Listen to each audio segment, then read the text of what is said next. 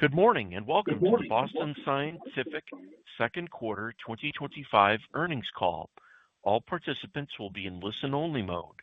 Should you need assistance, please signal a conference specialist by pressing star then zero on your telephone keypad.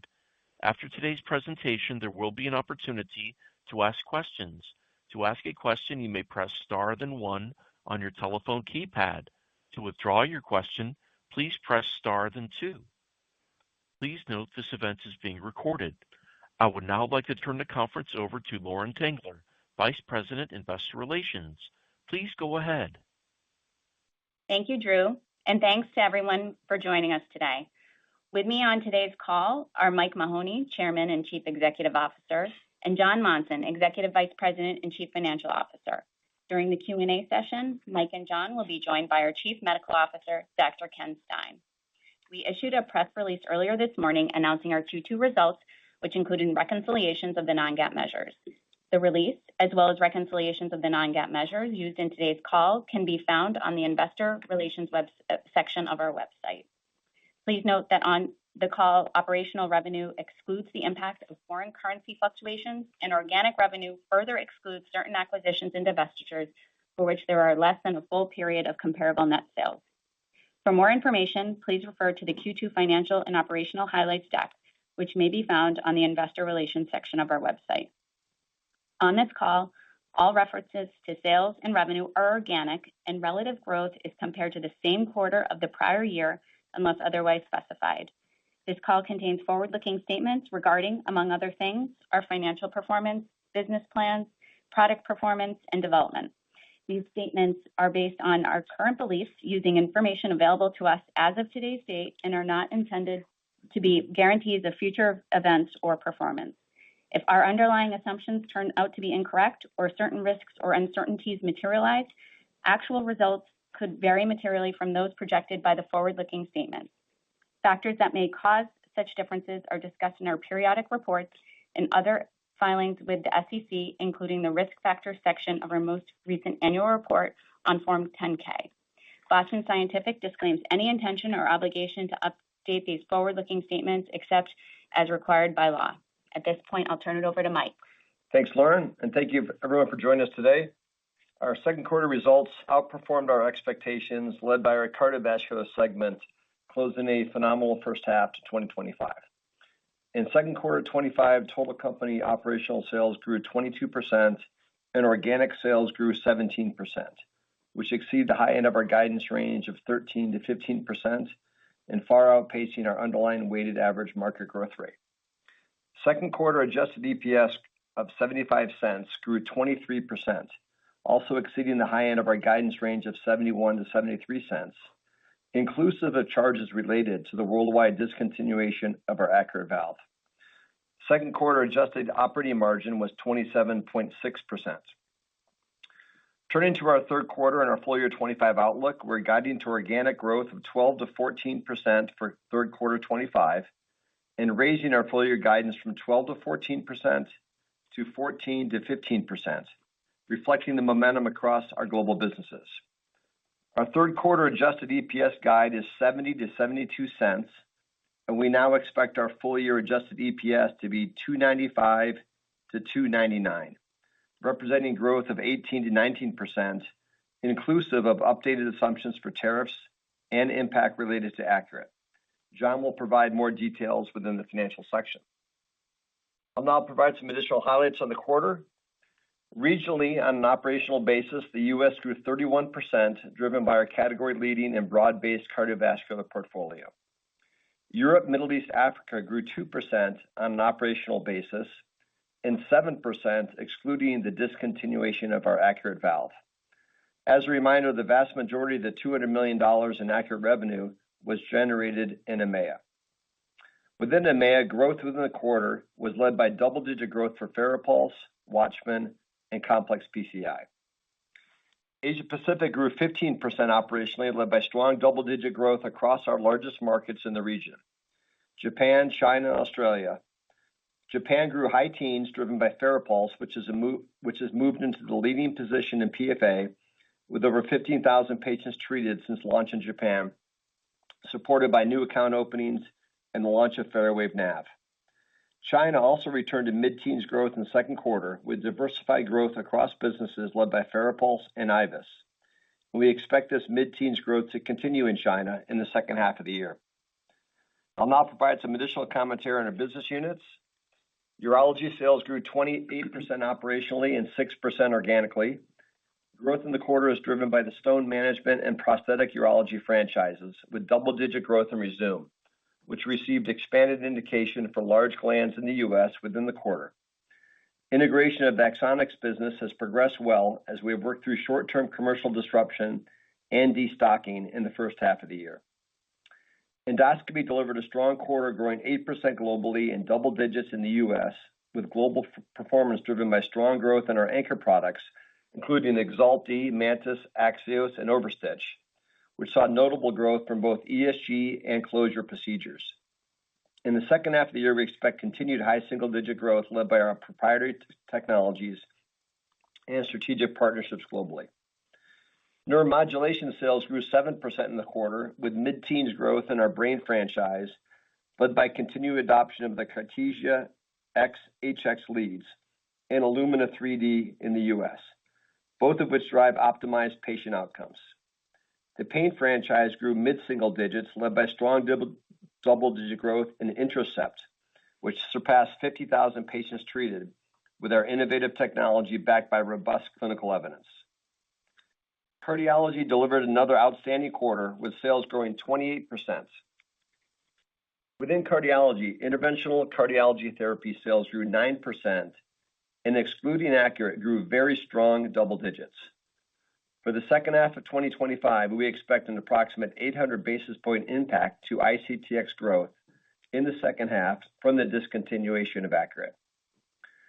Coronary therapies' high teens growth was driven by Agent DCB and our global imaging portfolio, buoyed by additional support from the U.S. coronary societies upgrading intravascular imaging to a Class 1A recommendation for complex lesions, further validating its clinical value. In the U.S., Agent DCB growth accelerated with new account openings and strong reorders, supported by confidence in long-term reimbursement with permanent CPT-1 codes established in the quarter that will go into effect in January 27. We continue to invest in expanding our portfolio and are pleased with the progress of our fracture trial, studying the Bolt IVL system in coronary patients, which is expected to complete enrollment by the first half of 2026. Additionally, we closed the acquisition of SoniVie in the second quarter, which continues to enroll in the Thrive IDE, a global randomized and sham-controlled study designed to demonstrate the effectiveness and safety of the TIVUS system in hypertensive patients. Cardiac rhythm management sales grew 1%. In Q2, our diagnostic franchise grew low double digits, fueled by strong growth of our LUX-Dx ICM device, with our latest generation LUX-Dx2 launching in Europe in the quarter. In core CRM, our low voltage business declined low single digits, and our high voltage business is roughly flat for the year. In the second half, we do expect contribution from our expanded conduction system pacing portfolio in the U.S. and Europe, and anticipate FDA approval of the Empower leadless pacemaker by year-end. Watchman grew 28% in this quarter, reflecting continued concomitant uptake in the U.S. and the strong safety profile of our latest generation Watchman Flex Pro, which recently received CE mark. We continue to invest in furthering the LAAC market, including the development of our fourth generation Watchman device, which we anticipate initiating the IDE trial for next year. We continue to see considerable physician interest in concomitant procedures, with over 60% of Watchman implanting EPs in the U.S. having performed a concomitant procedure. Recently, we enrolled our first patient in the Option A trial, studying concomitant use of Watchman and FARAPULSE in Asia. We also received expanded labeling for Watchman as a first-line therapy in post-ablation patients in the U.S. following the positive Option data, supporting continued confidence in our long-term outlook. Electrophysiology sales grew 94%, lapping our first full quarter of the FARAPULSE launch in the U.S., and growing mid-teens sequentially, supported by accelerated placements of the Opal mapping system, our portfolio of access solutions, and uptake of concomitant procedures. Global momentum continued through the quarter, driven by the safety, predictability, and versatility of the FARAPULSE device, particularly in de novo AFib ablations for paroxysmal and persistent AF, which we recently received expanded labeling in the U.S. We anticipate CE mark as well as approval in Japan and China for this expanded labeling in the coming months.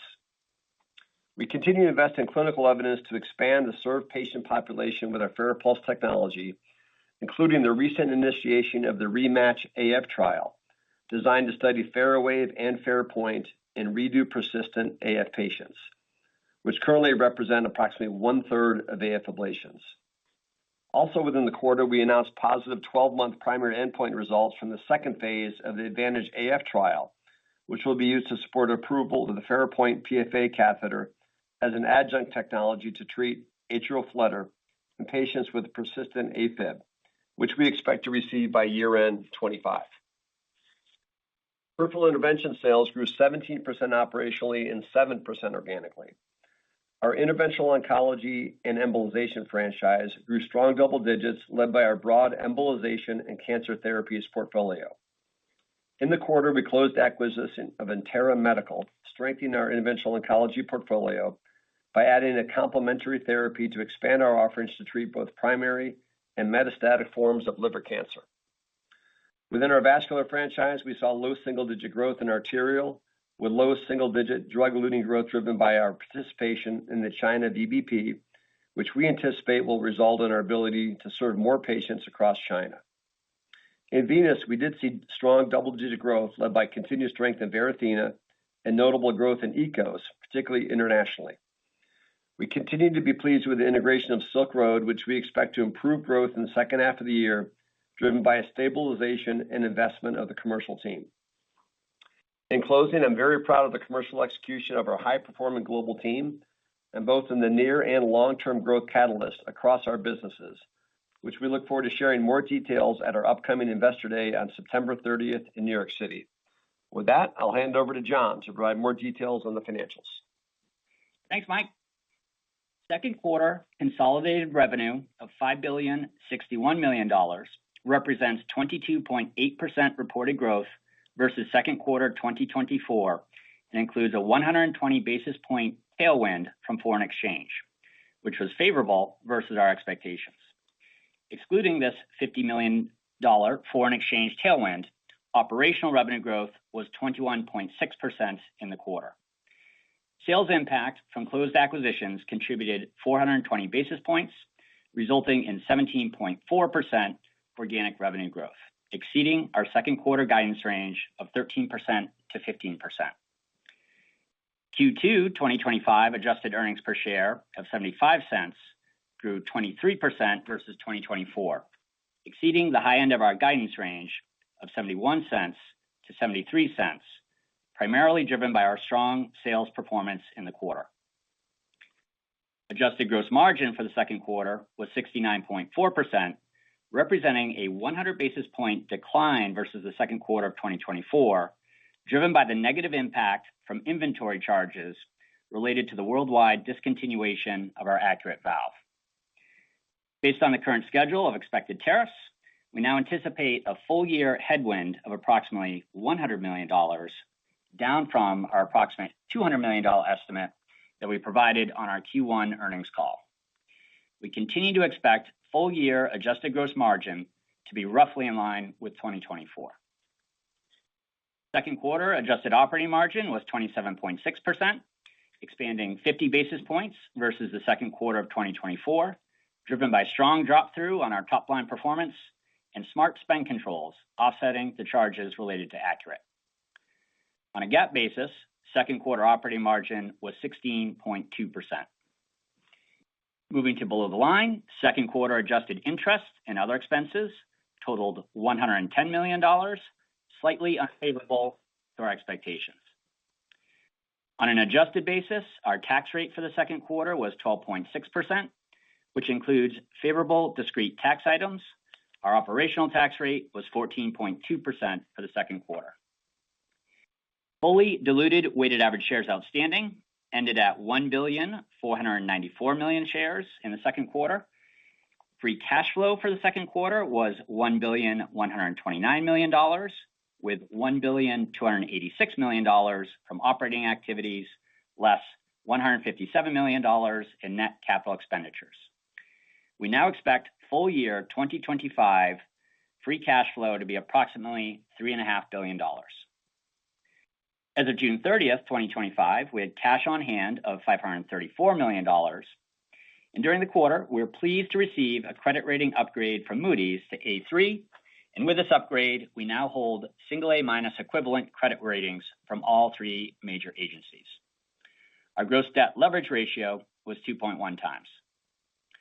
Our top capital allocation priority remains strategic tuck-in M&A and high-growth adjacencies, followed by share repurchases.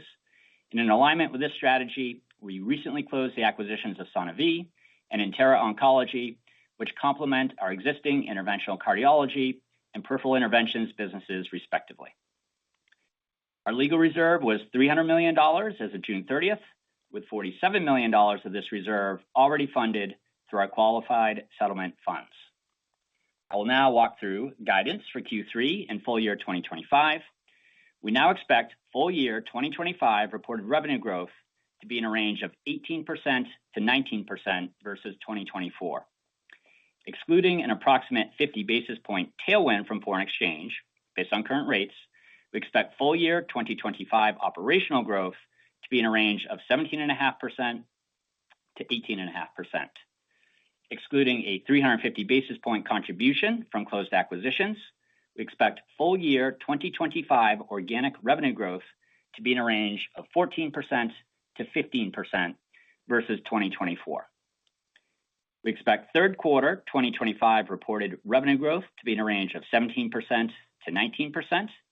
Excluding an approximate 50 basis point tailwind from foreign exchange based on current rates, we expect third quarter 2025 operational growth to be in a range of 16.5% to 18.5%.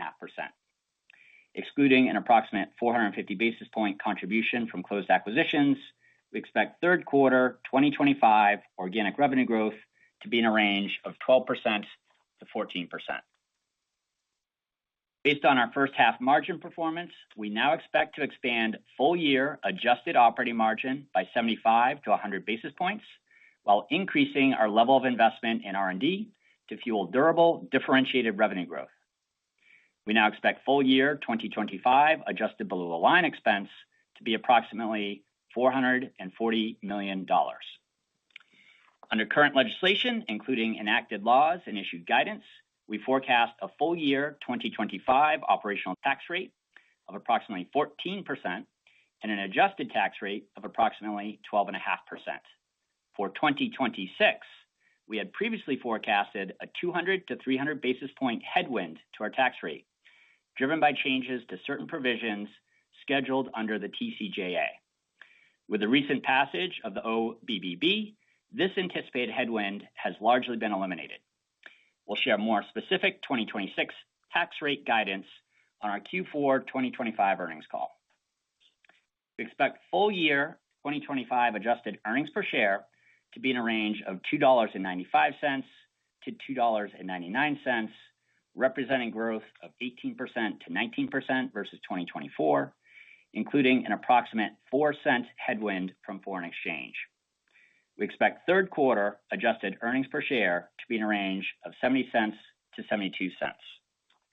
In closing, I'm pleased with our strong second quarter financial performance and look forward to executing on our full year guidance of 14 to 15% organic revenue growth, 75 to 100 basis points of adjusted operating margin expansion, and 18% to 19% adjusted earnings per share growth. For more information, please check our investor relations website for Q2 2025 financial and operational highlights, which outlines more details on Q2 results and 2025 guidance. And with that, I'll turn it back to Lauren, who will moderate the Q&A. Well done, Joe. Thank you. Thanks, John. Drew, let's open up for questions for the next 35 minutes or so.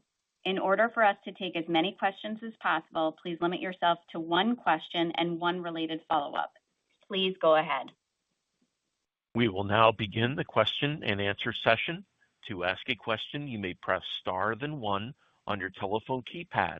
If you're using a speakerphone, please pick up your handset before pressing the keys.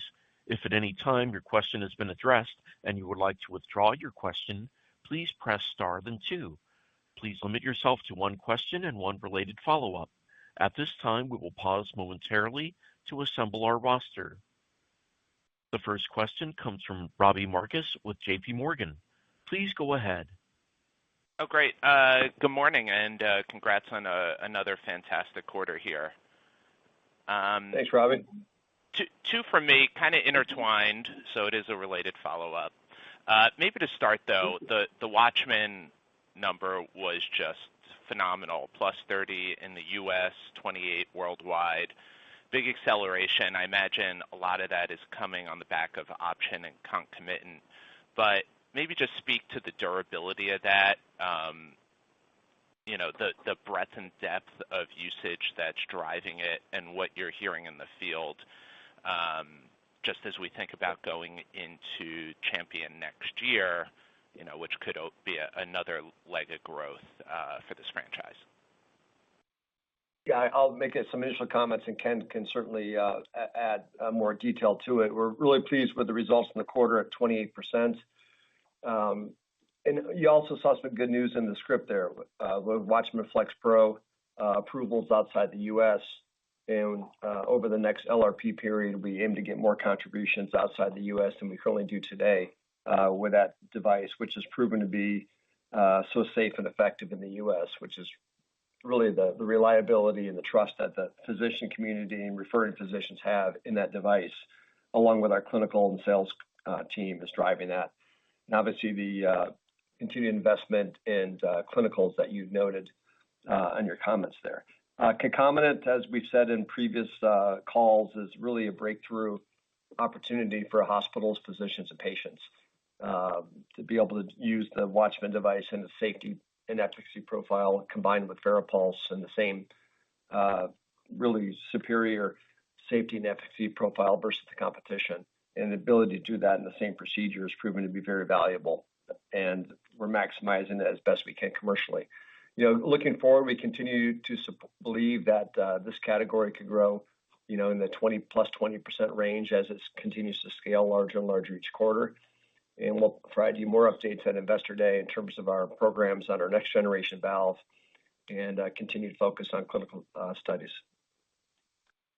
Yeah, Robbie, I don't have too much to add to that, right? Again, I think it's the positive data from option. We've been very pleased to see the uptake of concomitant procedures. As Mike said on the call earlier, right, 60% of our EP implanters are already adopting the use of concomitant procedures. It's a win for everyone. It's better for patients. It's clearly safer, easier for them. It's a win for hospitals as well. We do look forward to presenting the Champion data at a major conference first half of next year. I do think it's just important to say, though, it will take time for all of that to play out.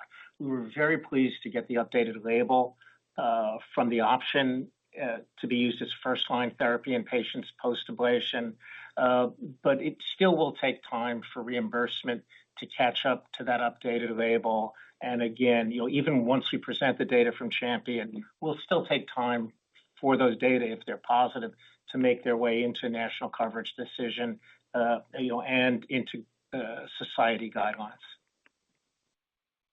Great. Maybe just to follow up on that, John, the gross margin missed the street, but some eagle-eyed people noticed there's a $130 million write-down from the Accurate exit, which is 260 basis points to the quarter, which would have put you in a great position, big year-over-year beat and beat versus the street. Maybe just speak to the drivers of that. How much of that is new products versus underlying improvements, and how we should think about sort of that underlying gross margin ex tariff through the rest of the year. Thanks a lot. Yeah, thanks, Robbie. And maybe a couple points. Maybe first to the eagle-eyed folks. So the 130, so the Accurate discontinuation, impacted a number of different areas of the P&L. Within the adjusted P&L, we had some inventory charges, in sales returns reserves related to Accurate. That totaled, call it approximately $100 million. Then we also had restructuring and intangible asset impairment charges that impact the GAAP only P&L. So that's the 130 that was in the appendix of our operational highlights that the eagle-eyed folks picked up. So as far as our adjusted gross margin, roughly $100 million impact there from the Accurate charges. Importantly, really pleased to see that we're able to offset that through the strong sales performance that you heard Mike go through, as well as strong spend control to make sure that we offset the impact there and through the full P&L and delivered the strong EPS performance that you saw in the quarter. And so looking forward, Robbie, we expect gross margin for the year to be roughly flat. So we have, the impact of tariffs, the impact, which are now roughly $100 million is our estimate, the impact of those Accurate charges, the roughly $100 million that I just talked about, being offset predominantly by favorable mix. You saw the Watchman numbers.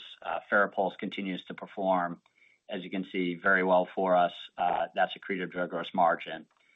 So have those two items that we didn't anticipate at the start of the year with the Accurate charge and tariffs being a large headwind, but mix offsetting that largely to get to flat for the year as our expectation for gross margin.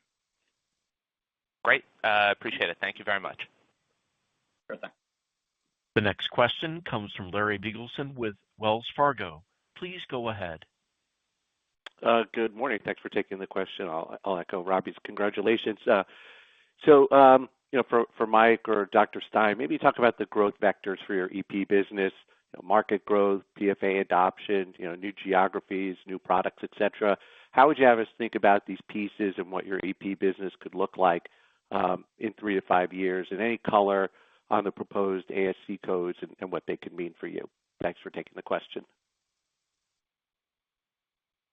Yeah, Larry, it's a little bit of all of the above, and we will get a lot deeper into that, as you say, that long range plan look at our Investors Day.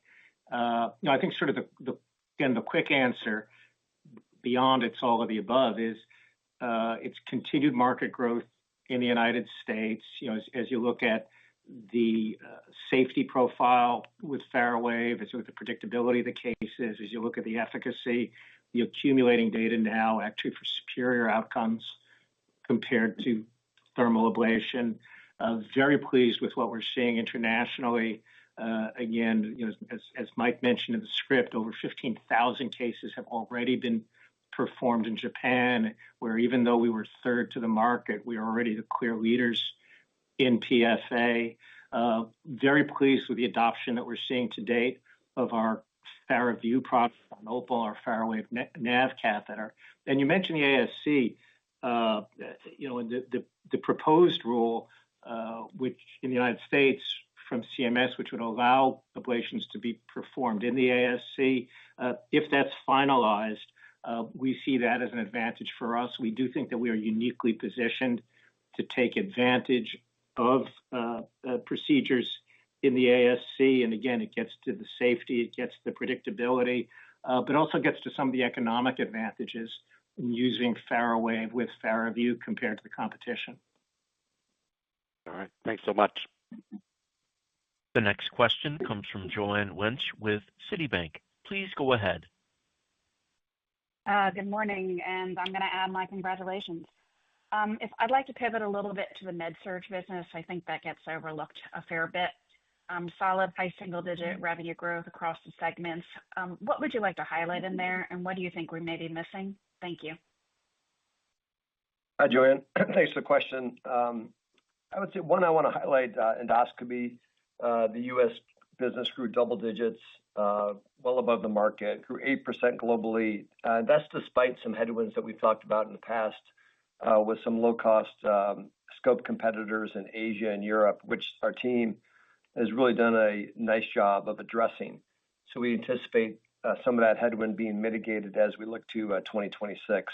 So despite that, really strong performance in endo, as you know, high margin business for us as well. Also pleased to see the enhancement and improvement in neuromodulation.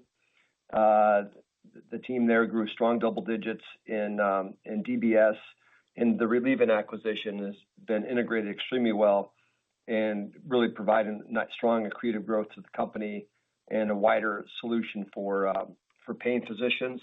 And we continue, I would say, to have improved momentum in spinal cord stimulation. The team made a number of commercial changes over the past year or so, and that team is starting to come together and strengthening. So we anticipate, continued momentum with that neuromodulation business over the horizon.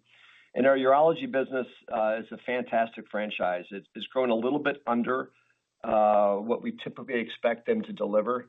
And we signaled that at the end of the first quarter call, given some supply chain constraints that we're working through, that will get better in the second half of the year. And also some low-cost competition, but again, that the team is addressing very proactively. The Axonics integration is a super important integration for the franchise and for the company.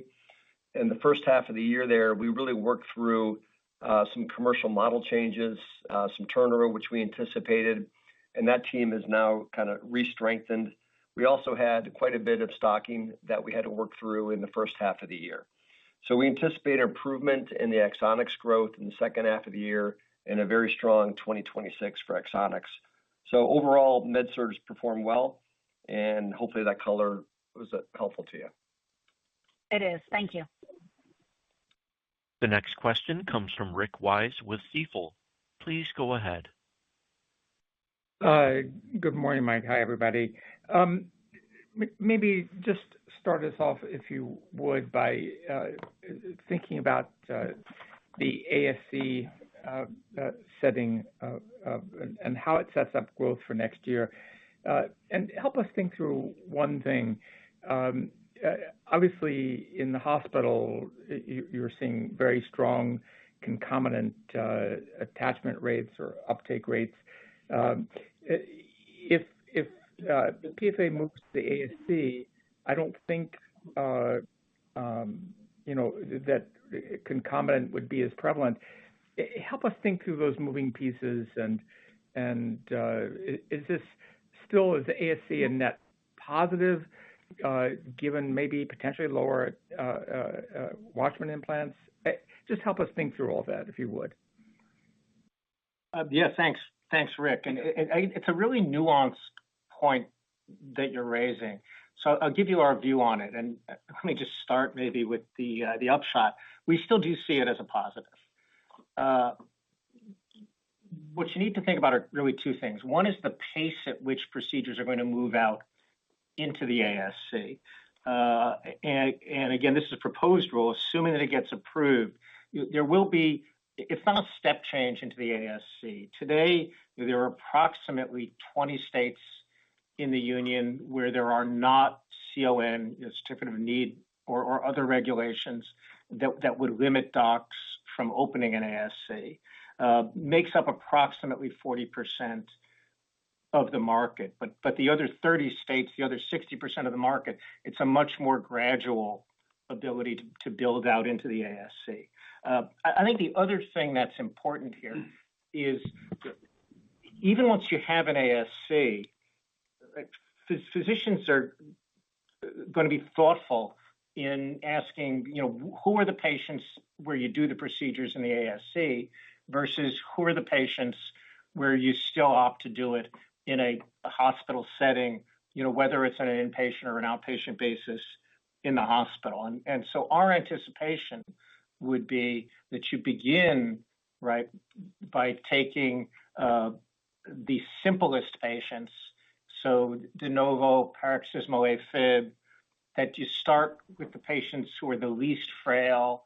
And those are the opposite of the patients, right, who are candidates for the concomitant procedure or Watchman.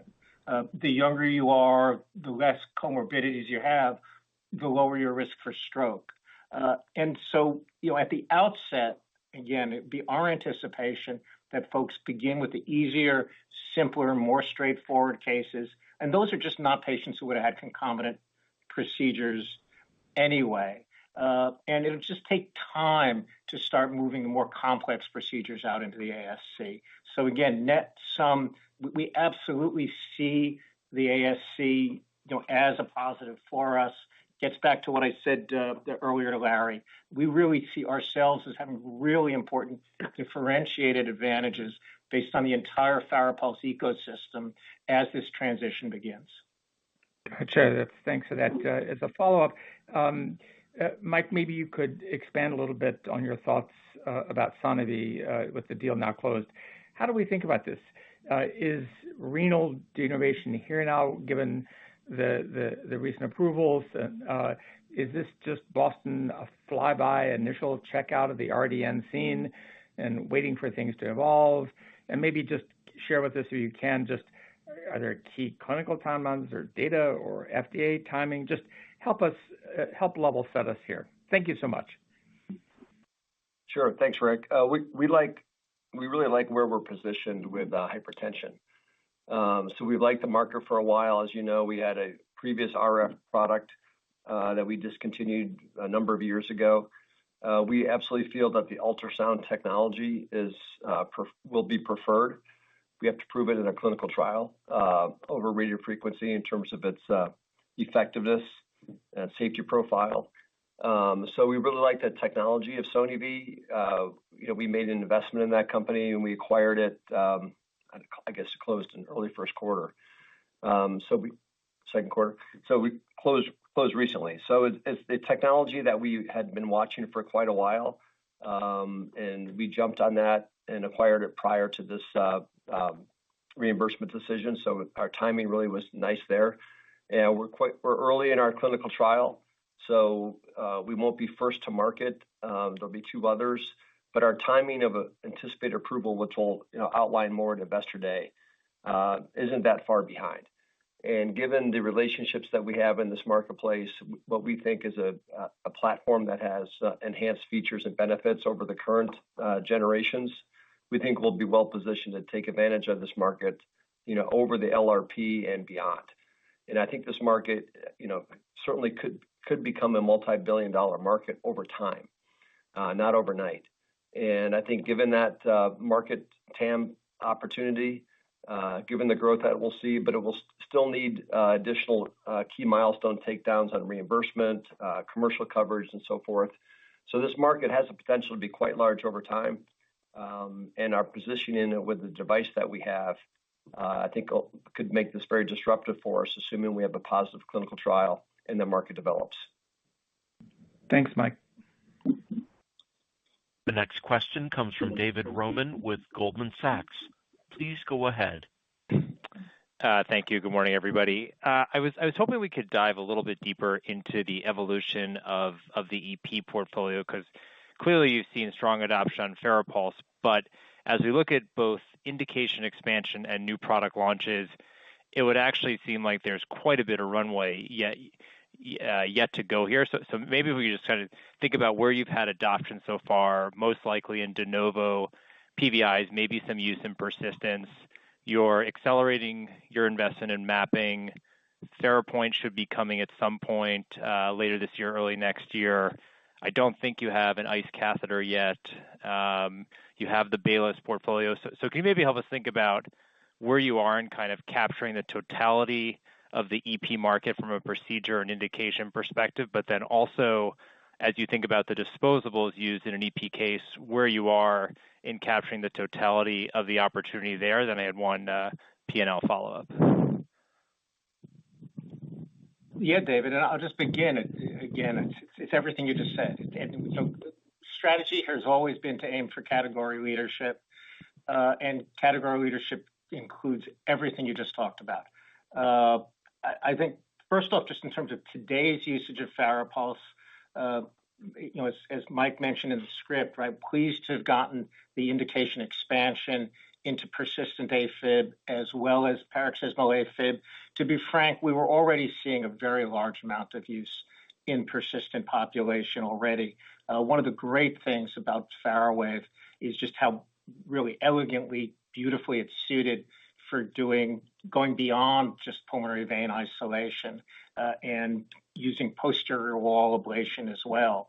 And we've been very impressed already by seeing just how many physicians have adopted that as the predominant workflow that they're using. I think it's a very important message, right? That PVI alone is really not sufficient to address the majority of patients who are getting ablated with atrial fibrillation today.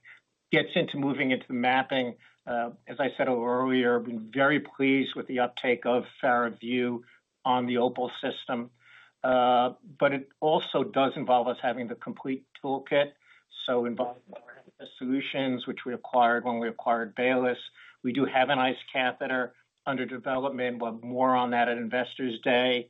And then we do have a full portfolio of additional ablation catheters. One thing I'd like to point out, FARAWAVE is we already got a second generation PFA catheter on the market before most of our competitors have a proven first generation catheter on the market. We'll have continued iteration of FARAWAVE platform. We still anticipate approval of our FARAPOINT catheter second half of this year.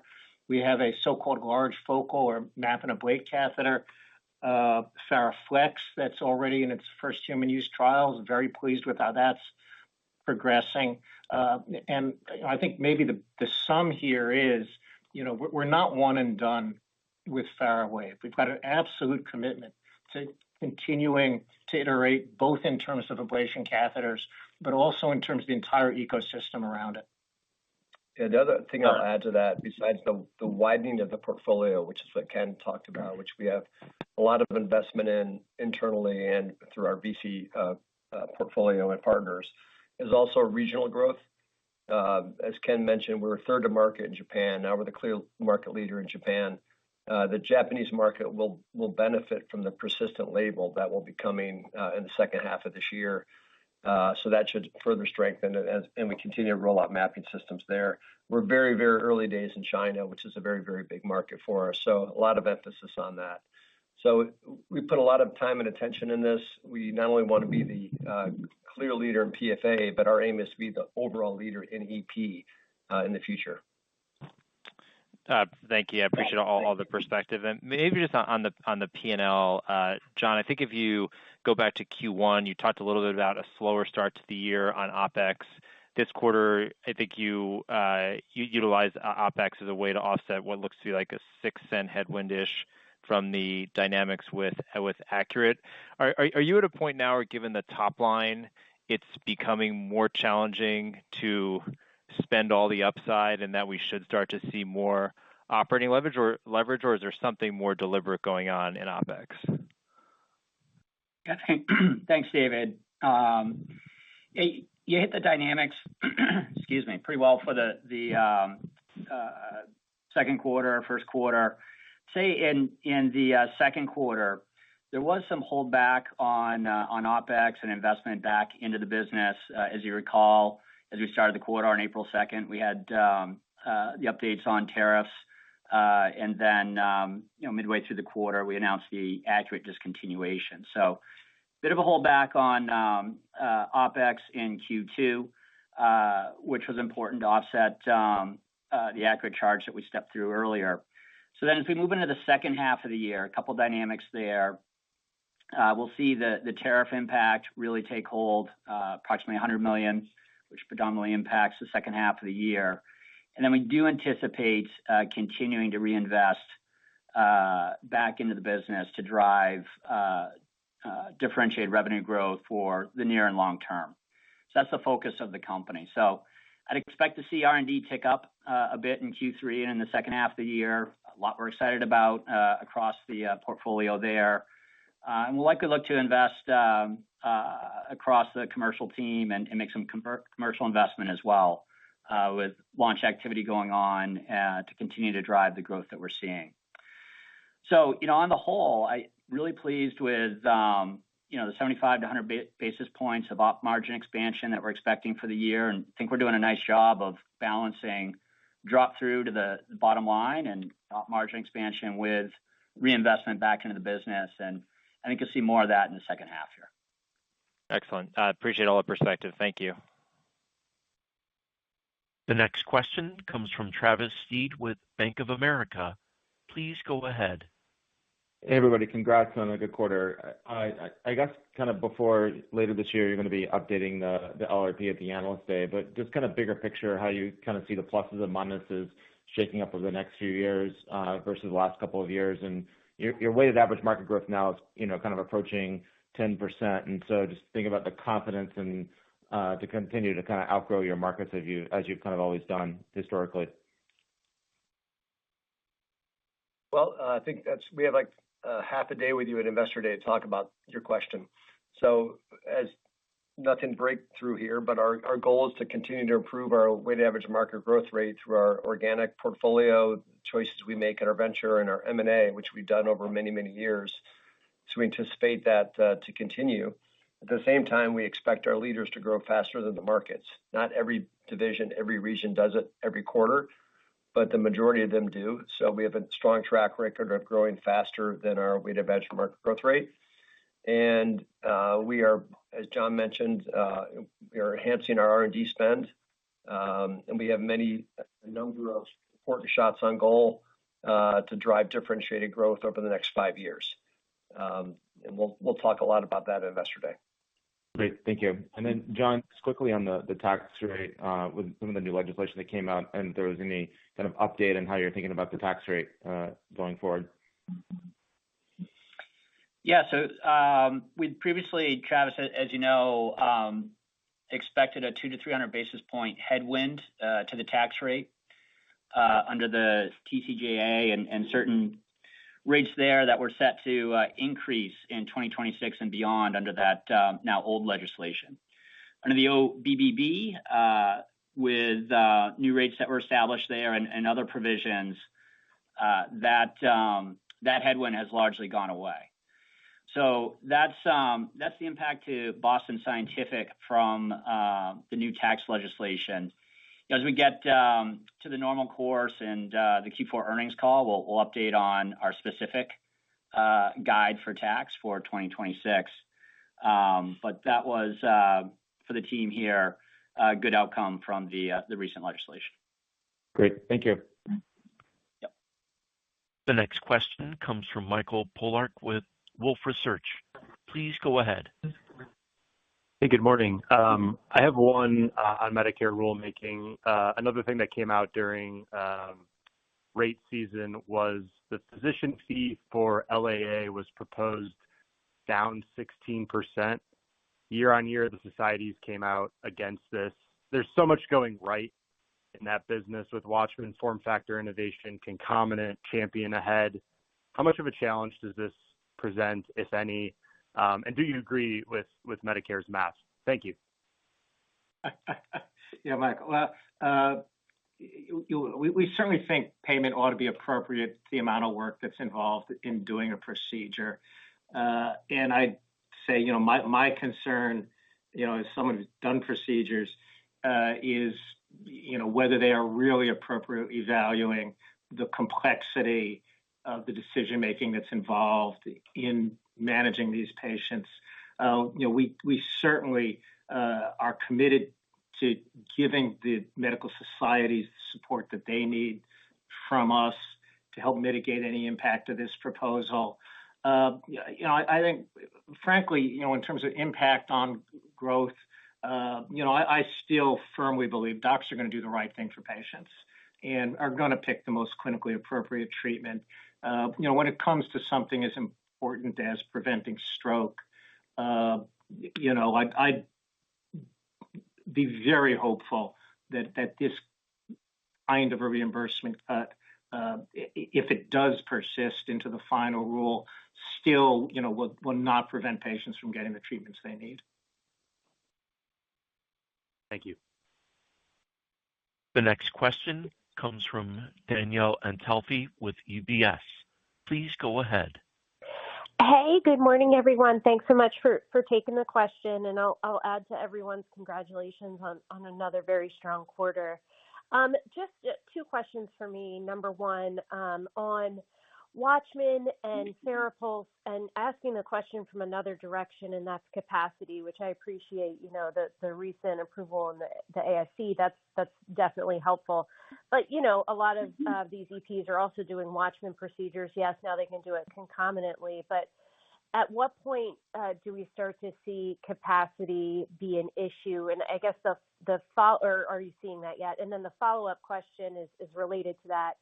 You guys had said you're still pretty early in the Farapulse launch, broadly speaking. I mean, you're a year in, but you're still not getting into the sort of lower volume centers. Have you guys started to get into these lower volume centers? Or are you seeing previously pretty low volume centers doing higher volumes at this point because now they have access to this device that democratizes ablations? Thanks so much.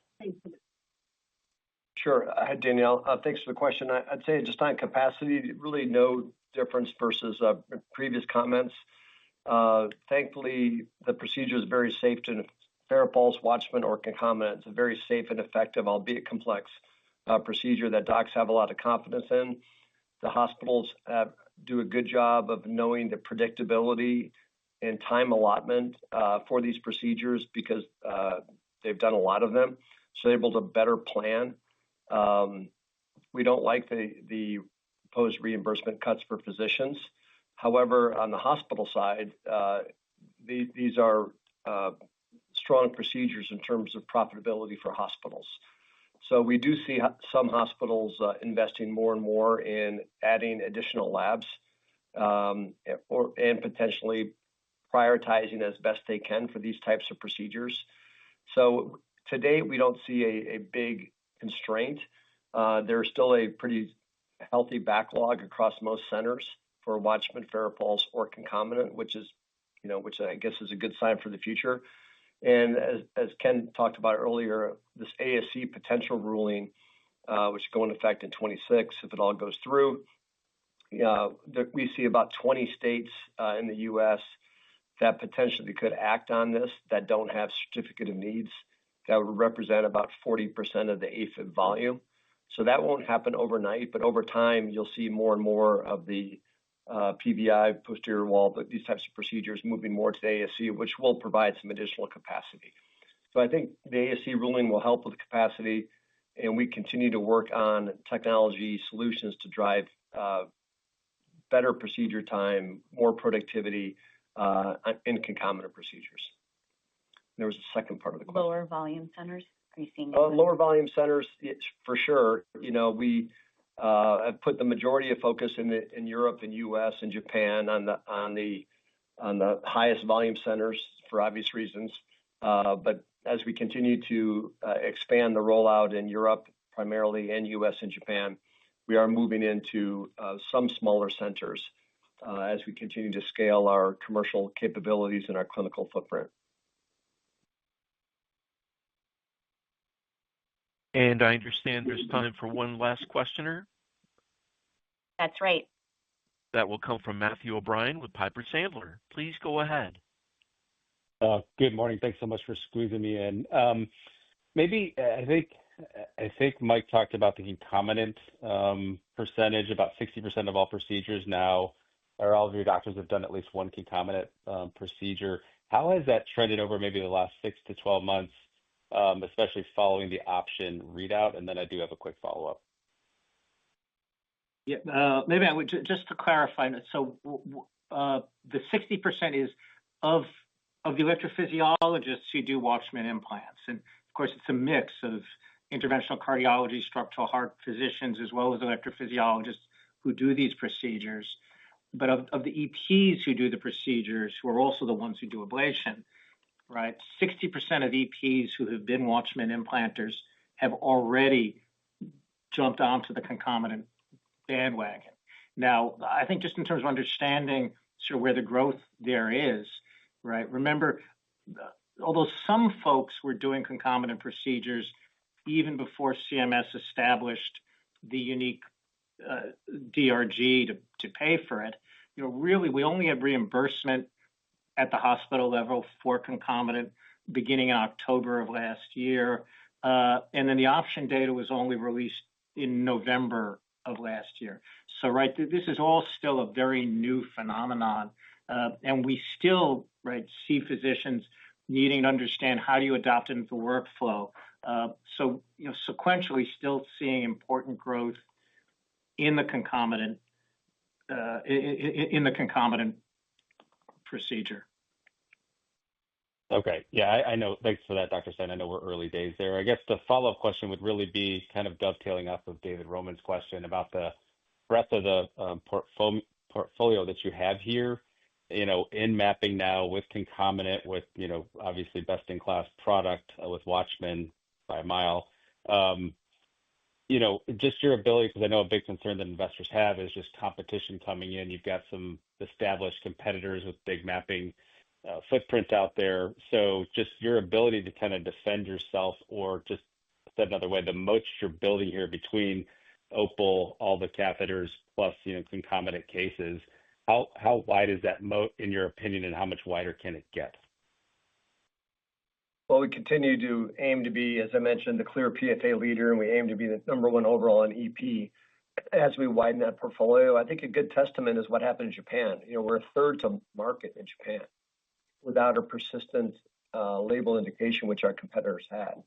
And now we're the clear leader in Japan, and we'll be adding persistent label to it. So we do feel like we have some unique advantages that are highly differentiated with FARAPULSE, and Ken detailed out, and you'll see it at Investor Day quite a bit, how we're widening the portfolio plus the underlying market growth, is nearly 20% right now. And clearly that will slow down over time, but it'll still be likely mid-teens growth and the largest, fastest growing market in medtech. There wasn't a question on this, but I feel like I want to call out our interventional cardiology team. Our ICTX business is one of our largest businesses in the company, and no questions on it today. And most companies don't talk about coronary therapies. They think of drug-eluting stents, but it's a great example of a business unit and our team focused on this across all of our business units, on moving into faster markets and having unique technology backed by clinical support. And our coronary therapies business this quarter grew high double digits, which is pretty unique for coronary therapies. And given the size of that business, and a lot of that's being driven by our imaging business, which continues to enhance, and the execution of our AGENT DCB in terms of its clinical study, the positive coverage decisions we've received, and the execution of that commercially. So I think it's a good example of how our business units revamp their portfolio within their own businesses, and you have a business now in what's considered a very slow market, growing strong double digits. Thank you for joining us today. We appreciate your interest in Boston Scientific. If we were unable to get to your question, or if you have any follow-ups, please don't hesitate to reach out to the Investor Relations team. Before you disconnect, Drew will give you all of the pertinent details for the replay. Thanks, everyone. Thank you. Please note a recording will be available in 1 hour by dialing either 1-877-344-7529 or 1-412-317-0088 using replay code 776-4505 until July 30th, 2025 at 11:59 p.m. Eastern Time. The conference has now concluded. Thank you for attending today's presentation. You may now disconnect.